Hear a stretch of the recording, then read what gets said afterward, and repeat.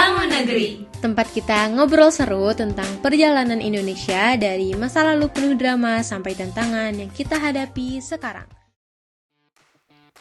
Episode kali ini kita akan membahas tentang tolak ukur negara maju.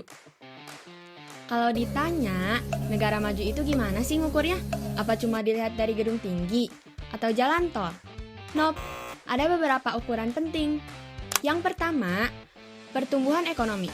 Pertumbuhan ekonomi itu gampangnya seberapa banyak barang dan jasa yang diproduksi suatu negara dari tahun ke tahun. Nah, negara maju biasanya punya pertumbuhan ekonomi yang stabil dan konsisten, bukan cuma naik turun kayak roller coaster. Dampaknya seberapa powerful sih? Pertumbuhan ekonomi itu powerful banget. Kalau konsisten, negara bisa bikin infrastruktur canggih kayak kereta cepat di Jepang.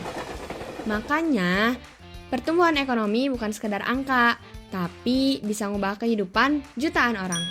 Kalau tadi kita ngomongin pertumbuhan ekonomi, sekarang ada satu lagi yang sering dipakai buat ngukur majunya suatu negara, yaitu IPM, atau Indeks Pembangunan Manusia. Nah, apa tuh IPM? IPM itu gampangnya kayak raport nasional buat manusia. Nilainya ngukur 3 hal utama. 1. Kesehatan, dilihat dari harapan hidup. 2. Pendidikan, dilihat dari berapa lama orang sekolah. 3. Ekonomi, dilihat dari pendapatan rata-ratanya. Jadi, IPM itu bukan cuma angka ekonomi doang, tapi lebih ke seberapa layak hidup masyarakat di negara itu. Nah, IPM Indonesia itu ada di angka 74. Kategorinya cukup tinggi, karena harapan hidup orang Indonesia cukup lama, yaitu sampai di umur 70-an. Tapi sayangnya, untuk pendidikan dan ekonomi, angkanya masih kecil. Jadi, IPM negara kita belum masuk kriteria negara maju.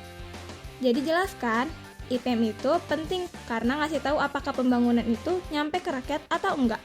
Semakin tinggi IPM, semakin bagus kualitas hidup manusia di negara itu.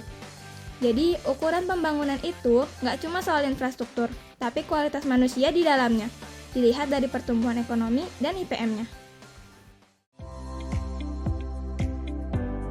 Oke generasi bersuara, itu dulu obrolan kita kali ini. Semoga bikin kalian gak cuma tahu, tapi juga makin kepo sama sejarah. Karena masa lalu tuh bukan sekedar hafalan, tapi cerita seru yang bisa bikin kita mikir ke depan. Kalau kalian suka episode ini, jangan lupa share ke teman sekelas. So, tetap semangat belajar, tetap jadi anak keren yang kritis, dan jangan lupa, sejarah itu nggak pernah ngebosenin kalau diceritain dengan cara yang asik. See you next episode. Bye-bye generasi bersuara.